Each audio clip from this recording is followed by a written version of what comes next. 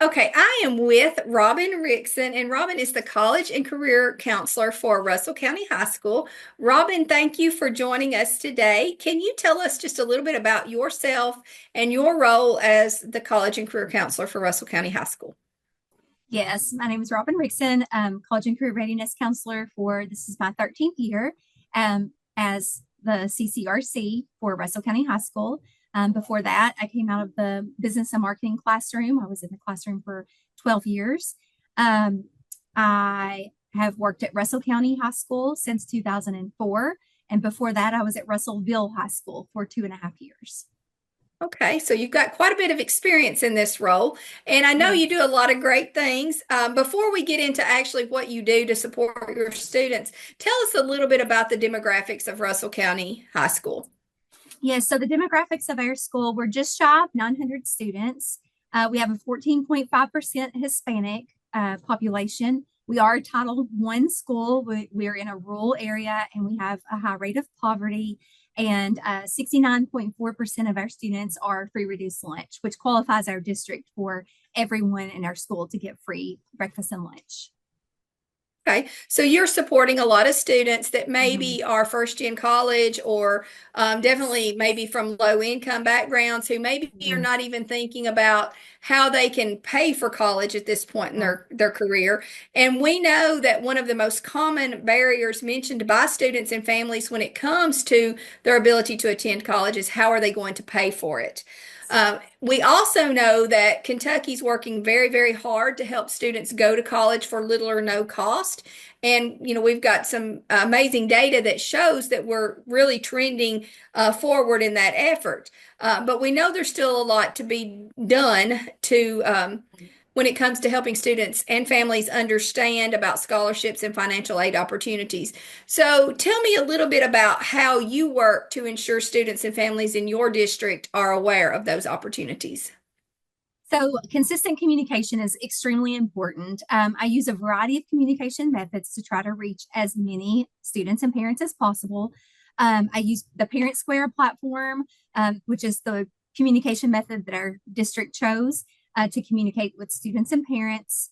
I use social media through our current events class, and they post information for me. I create monthly newsletters for seniors that highlights any events that I'm hosting, new scholarships, and any other informational item for seniors.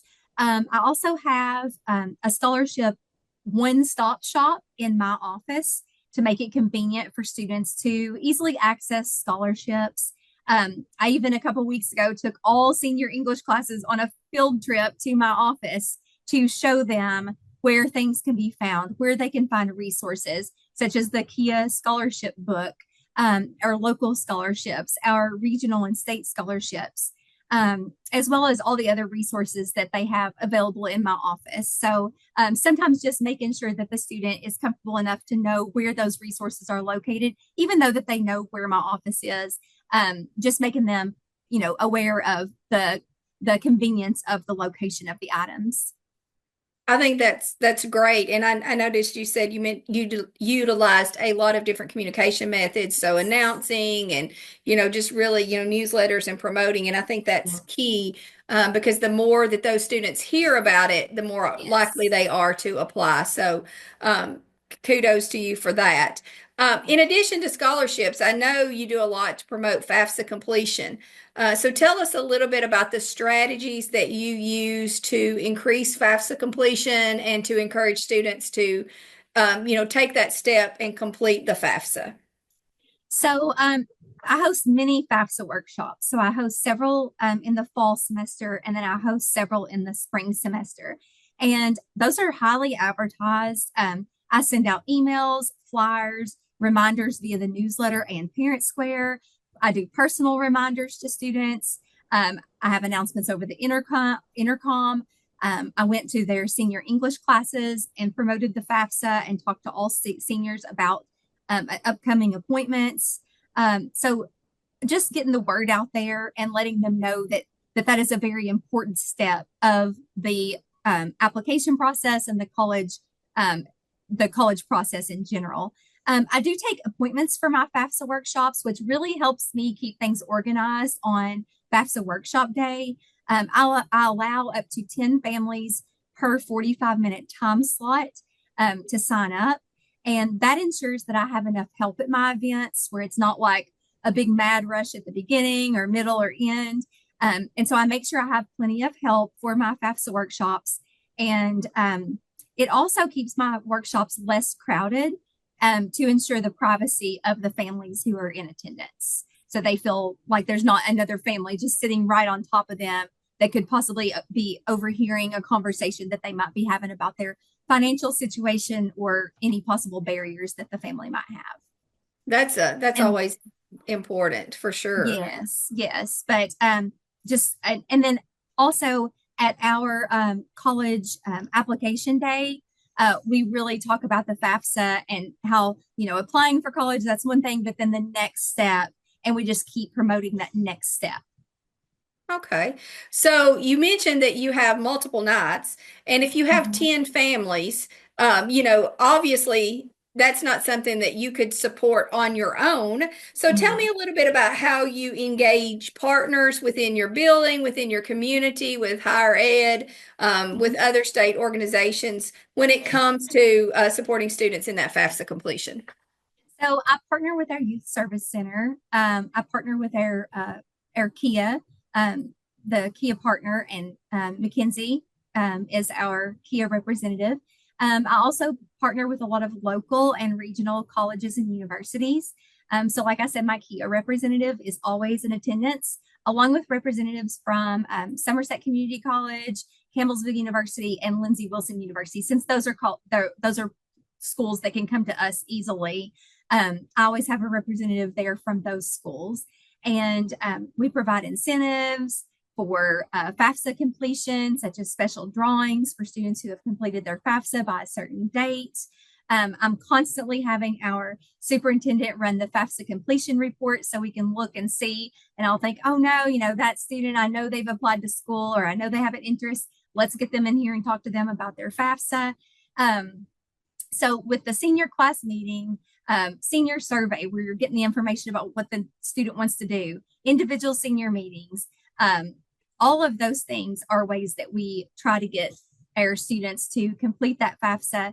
And with all those people working together, it's a big help with all the partners working together. Have you seen an increase in FAFSA completion over the years as you have implemented these initiatives and strategies? Absolutely. Yes, I have, because the more people who are involved in the process, the less likely it is for a kid to slip by without doing the FAFSA. And we know, preaching to the choir here, but we know that the FAFSA, even though it's a little bit intimidating sometimes, is the first step, even in some of those scholarships. Even if you think you don't qualify for a Pell Grant, you still need that FAFSA to qualify for a lot of the scholarships that universities give. So, Yes, and even like work study and things like mhm, that, that yeah. FAFSA completion is top priority for sure. Absolutely.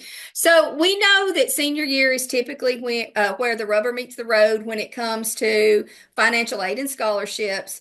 But we also know that planting the seed much earlier and helping students understand that they can go to college for little or no cost, and that Mhm. there are scholarship opportunities and financial aid opportunities to help them. We want students to understand that college is an option for them. So tell us a little bit about what you do early on to plant that seed, so to speak. Okay, so one huge event that I always host in the spring semester is called Operation Preparation. And that's an event for our eighth grade students to learn all about the career pathways that we offer at Russell County High School and at our vocational school, which is the Lake Cumberland Regional College and Workforce Center. We bring all the eighth grade students over in two groups, and we do a big morning rotation and an afternoon rotation at both the vocational school and in our building. And they get to see and learn about all of our pathways that we offer, all of our career pathways, and we tie all that into the opportunities at our community college, at Somerset Community College, and how they can take dual credit classes through our career pathways that could go towards their associate's degree at the community college. We also talk about the Work Ready Scholarship and how that's available for them to fund their post-secondary education. We give those teachers that rotation time to not only spotlight their career pathway, but they also spotlight their club that's associated with their pathway. And they have student demonstrations. Most of the rotations are student led, where they pull in, senior members of their career pathway, and they're showing them how to weld, and they're showing them how to fix a car, or they're doing a robotics demonstration in the engineering pathway. So that's really, really exciting for those students to kind of plant that seed early on, where they can see something to look forward to when they do come to high school. And we've even been able to take them to Somerset Community College after they've seen our pathways, so then they can go see them at the college level and see how it's, how it would be easy to flow from the high school doing a career pathway straight into the post-secondary, and how it's so doable for them. So I feel like that it's a very successful thing that we do every spring. And our students are always amazed at what we have to offer. Yeah, that is great. And I think, you can't start too early trying to show students the opportunities. And as you're showing them the opportunities and they're learning about, career and technical dual credits and, other dual credit opportunities, that in turn helps them know that they can get a head start on college for little or no cost. And so really, kind of makes it full circle. So I love that approach. And I'm sure that maybe if people wanted to see some of the resources and templates you use for planning these events, would you be willing to share those if somebody was Absolutely. interested? Yes, Okay. I will send those to you, and then you can send them out. Awesome. Great. Because I know it's always good when you can borrow from other districts who are doing great things. So Absolutely. I have one last question for you, Robin. What advice would you give to counselors or others serving in advising roles who might be looking to enhance their system for increasing access to scholarships and financial aid opportunities and/or FAFSA completion?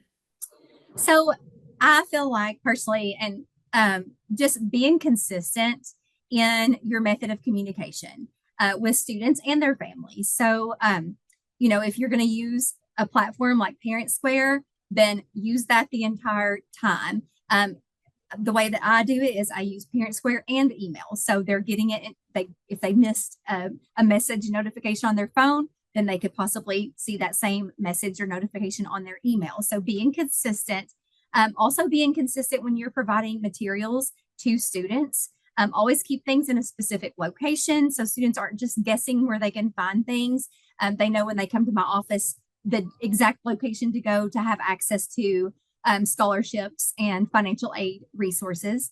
And being persistent in your efforts to get students to complete their FAFSA. We all know it can be difficult sometimes, but a lot of times it's a simple barrier that you can find a way to overcome and help that student. So it may be something as simple as the timing that you offer a workshop and the parent might not be able to make it at that time, or maybe the parent has another barrier but you can almost always find a way to work it out to where the student can complete the FAFSA. So just be consistent and persistent. Consistency and persistence is the key, or our keys to being successful when it comes to that. Well, Robin, we appreciate you so much giving us your time today. Again, if you'll send me those resources and/or templates, I'll be happy to share out with our participants. Thank you so much for all that you do to support students in their college and career journey, and we hope you have a great rest of your day. Thank you, Mitzi.